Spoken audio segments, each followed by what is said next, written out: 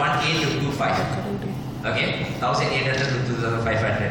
With the current inflation, வெளியே உள்ள price, okay, அதெல்லாம் நீங்க பாத்தீங்கன்னா நீங்க ரியலைஸ் பண்றீங்களா இல்லையா தெரியல, இன்னைக்கு ரியலைஸ் பண்ண ஆரம்பிச்சிருக்கீங்க. ஓகேயா? So with 1800 or 2500 ringgit, what you can do with your life?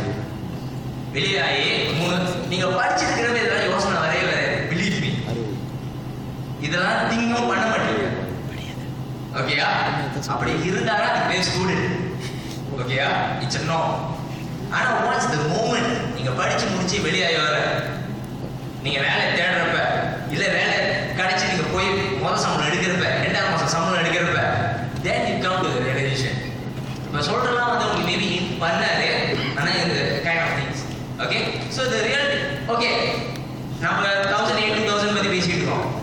ஒரு ஒரு ஒரு நார்மல் மீடியம் ஃபேமிலி, ஓகே, ஒரு with 3 or 4 childs and so on, எவ்வளவு சம்பளம் எடுத்தா நல்ல இது நினைக்கிறீங்க? 10,000 எடுத்தா பணக்காரனா? 10,000 is that considered comfortable life? It's a rich 10,000. நம்ம எந்த காலத்துல எப்ப 10,000 எடுக்க முடியும்? நீங்க படிச்சிருக்க டிகிரியும் போய் வேலை செஞ்சு நீங்க எப்ப எந்த டைம்ல நீங்க 10,000 எடுக்க முடியும்? After 5 7 years 10 years it depends. It really depends. சரி, this okay, இது வந்து ஒரு article. Okay, I just snapshot.